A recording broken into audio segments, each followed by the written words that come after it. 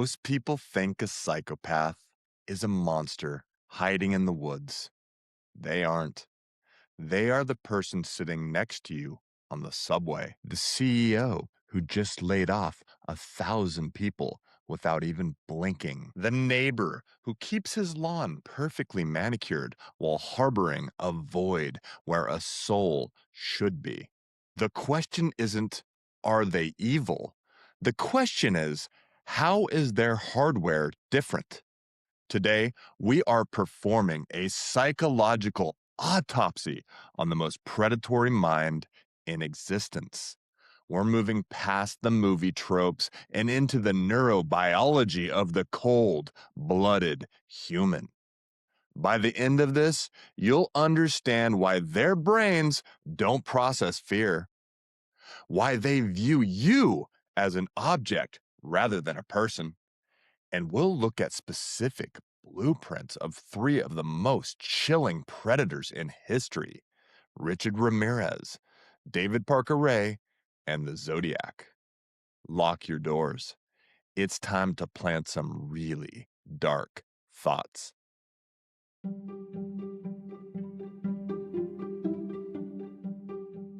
Now let's go ahead and talk about the hardware of the void. Psychopathy is not an official DSM-5 diagnosis. That would be antisocial personality disorder, ASPD. ASPD is really just a description of behaviors, right? Where psychopathy is more of a description of the actual hardware. There's the neuroarchitecture, right? And what we have found is that there is a big amygdala deficit, right? Current research, including the work of Keel in 2006, shows that psychopaths have significantly reduced amygdala volume. While your amygdala screams when you see someone in pain, theirs stays silent. And as we know, right, the amygdala is that sort of emotional processing center. It's a part of the limbic system, right, along with the hippocampus, hypothalamus, stuff like this, right?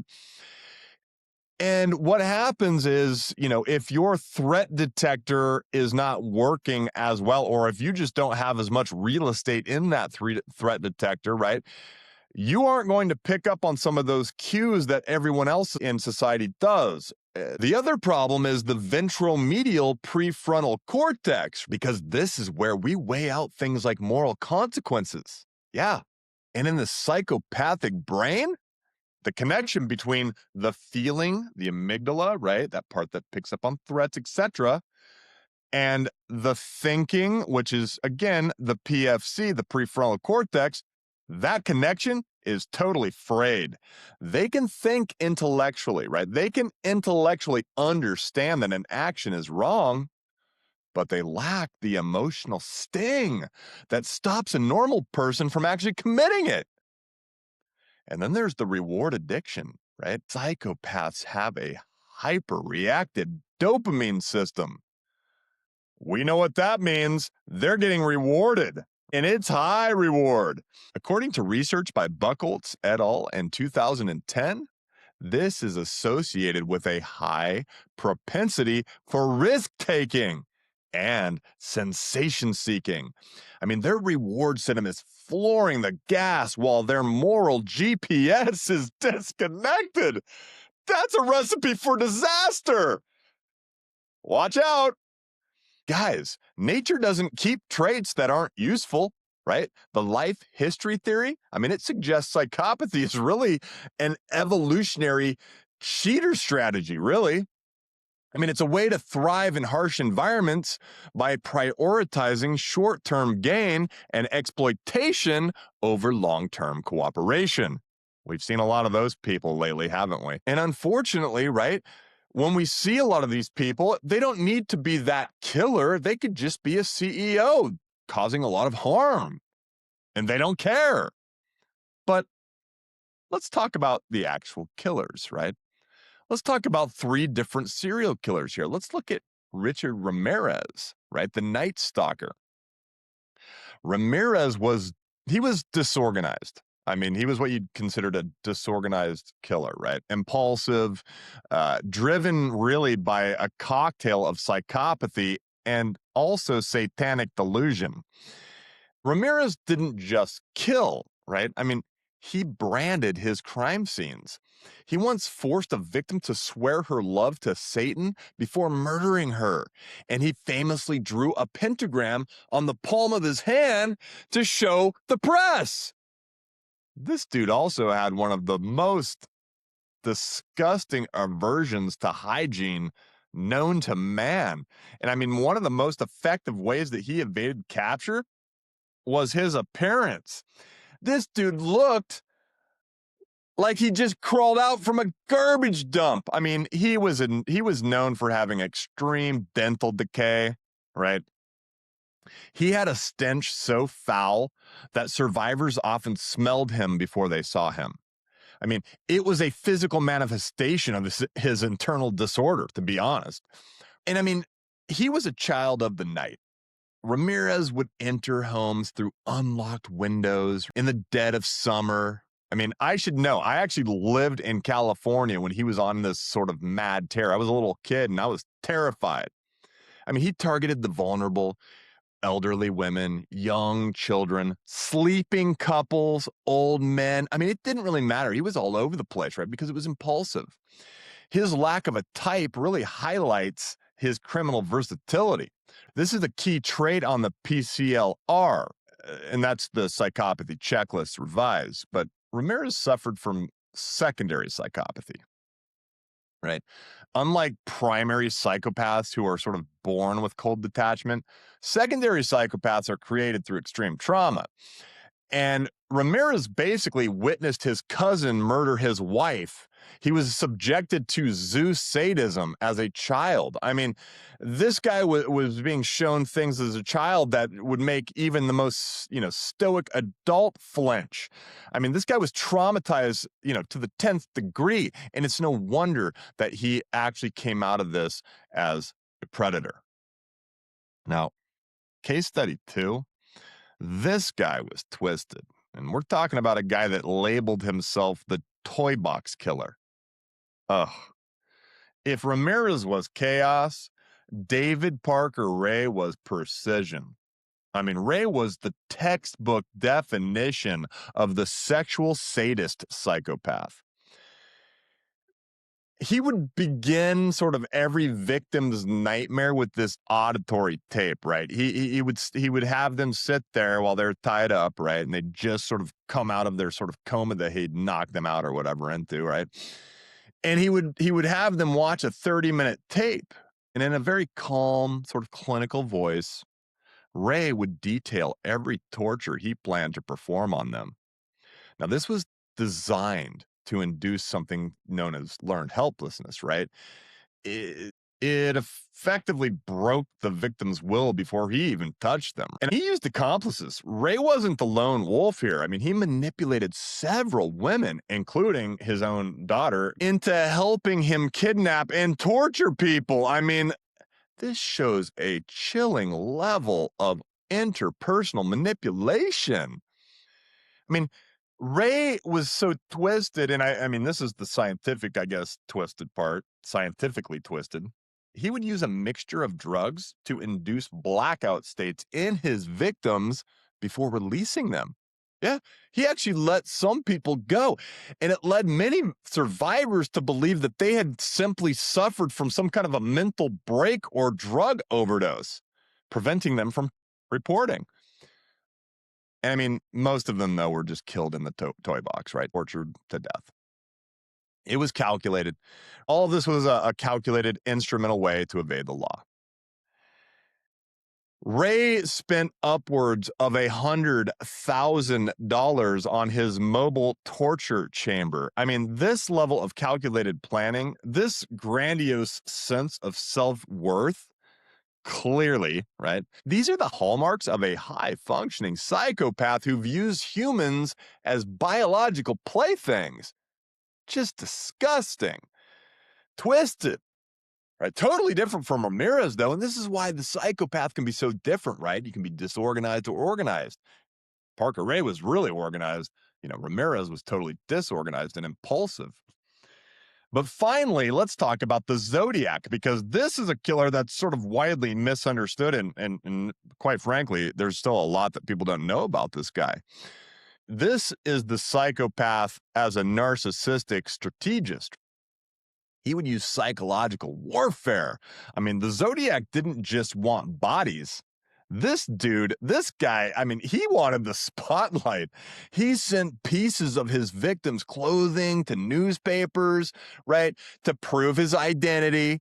He threatened to blow up a school bus if his ciphers weren't published. I mean, this guy was a whack job. And then, I mean, during the 1969 attack on Brian Hartnell and Cecilia Shepard, the Zodiac wore a square black executioner-style hood with a white crossed circle, right, symbol on the chest.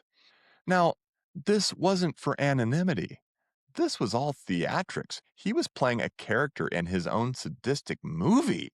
In his 408 character cipher, I mean, he claimed he was collecting slaves for the afterlife. This indicates delusional grandiosity, right? That it is on par with like schizophrenia, right? And it allowed him to justify his predatory behaviors as a metaphysical, a necessity. This was something he had to do for the divine will. And I mean, when they completed the forensic analysis, the Zodiac utilized dehumanization, right? He would refer to humans as the most dangerous animals, stuff like this. He eliminated the empathy circuit. I mean, the empathy circuit basically eliminates, right? Or it doesn't eliminate, but it prevents violence in the average brain. Well, he basically got rid of that by dehumanizing people. Same thing that people are taught to do in war. Dehumanize the enemy, makes it easier to kill him. I mean, his primary thrill wasn't the kill, to be honest. It was the power, right? It was the power of keeping a city in a state of hyper-aroused terror. Now, this next section is a critical addition to this autopsy of the psychopath, because it's not about victim blaming. It's about tactical analysis. In the world of predatory psychology, right, the predator is looking for a vulnerability glitch. Now, if we understand where those glitches happened, right, we can patch the software.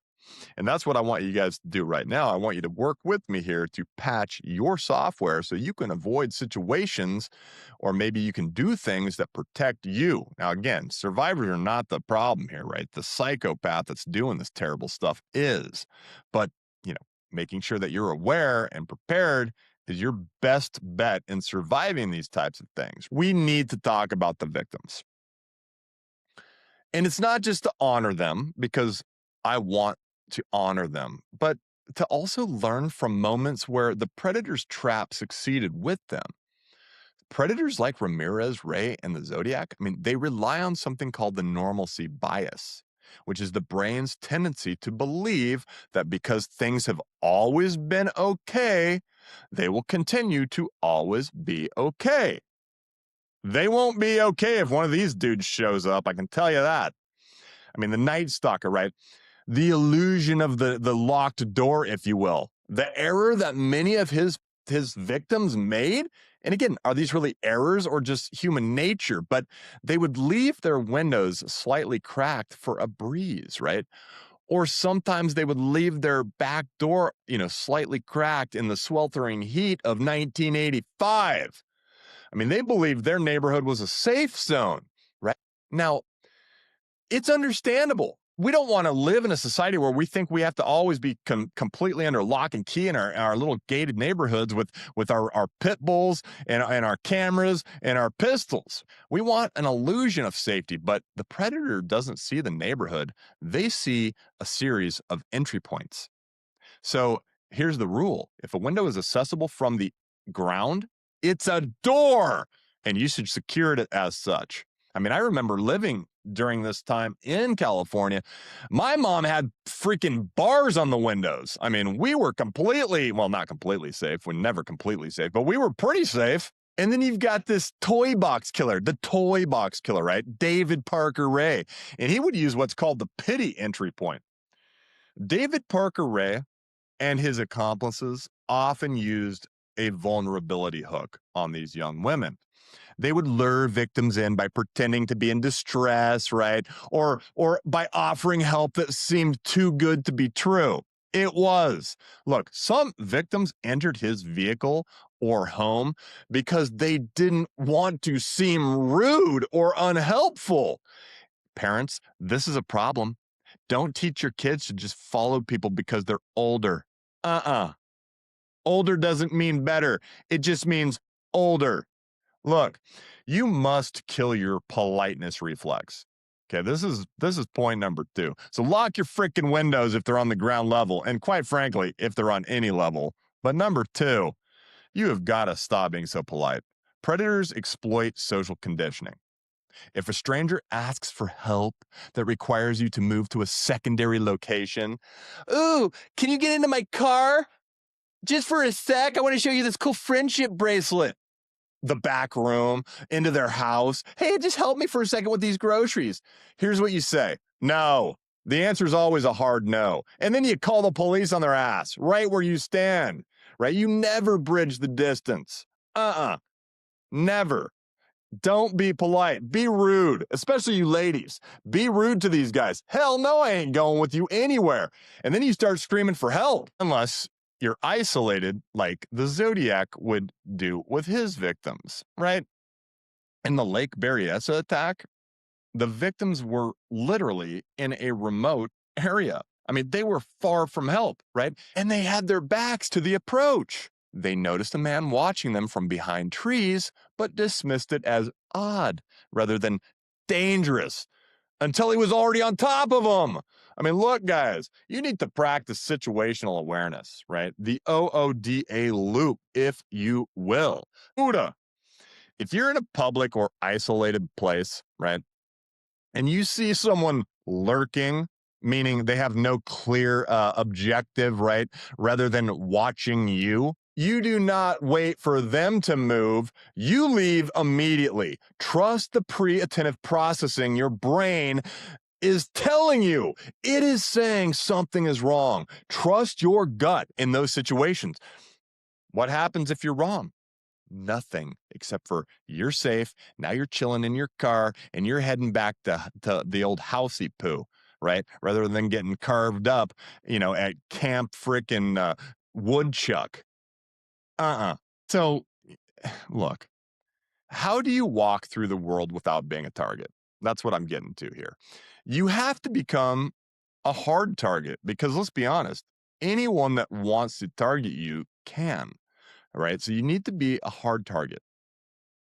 So in public, right, you walk with the apex stride. Research on kinematic cues, right? Your movement. It shows that predators pick victims based on how they walk, their gait.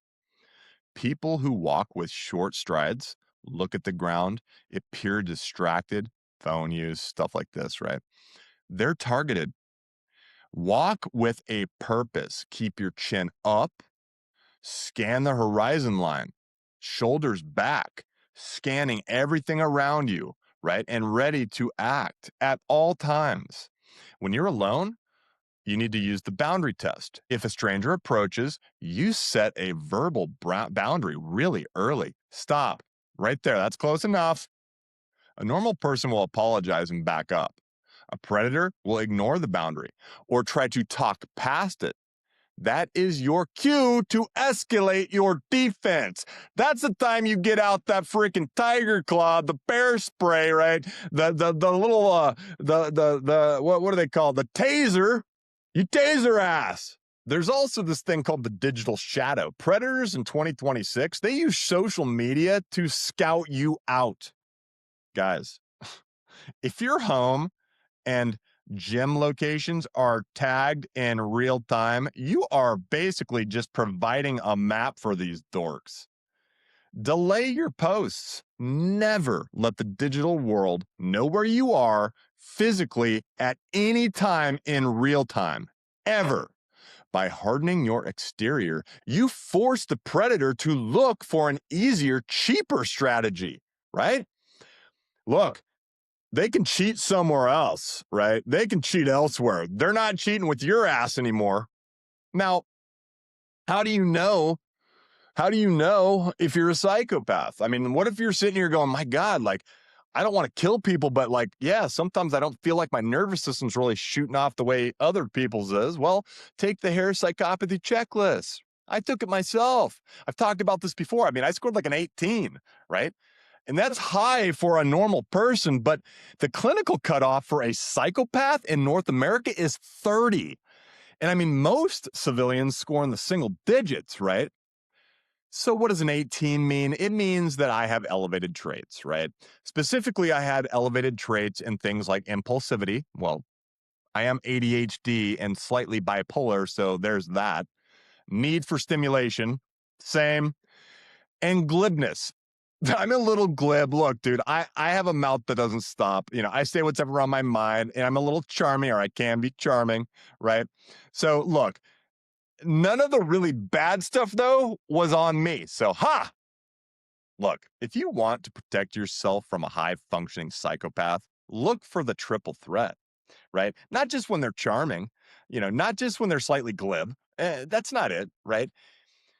Is their charisma too perfect, right? It feels like plastic. Do they mirror your emotions back to you without actually feeling them? You can tell. Just pay attention to people.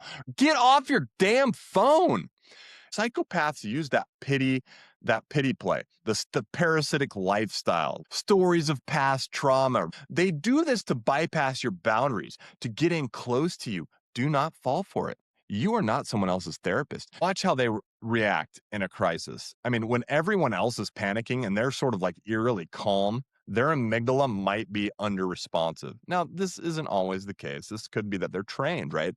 People who are trained in the military, police force, etc., they're supposed to be, calmer under stress because they've practiced, doing things under stress. It's not that the stress isn't there. The cortisol is still spiking, right? For most people, except for the psychopath. But again, they're able to sort of control it. So it's not in all cases, right? So, read the room, see the context. I mean, psychopathy is a spectrum, right? Some use these traits to save lives as trauma surgeons, elite negotiators, firefighters, right? Others use them to destroy lives, like the toy box guy, or on the city streets like the Night Stalker. The difference is often found in the environment that pulls the trigger. On the next episode, I'm going to dive deep, deep into the mind of the addict. We just talked about the mind of the predator, right? We're going to talk about drugs. We're going to talk about drugs like you've never talked about drugs. Like your parents wish you knew these things, but they can't do it because they don't know jack about it either. We're going to talk about how the architecture of addiction is being marketed to a generation, right? We're going to talk about important real world stuff. Why? Because we are planting thoughts. And you subscribe to us because that's what you expect. I'm Mike. Plant wisely. Later, buds.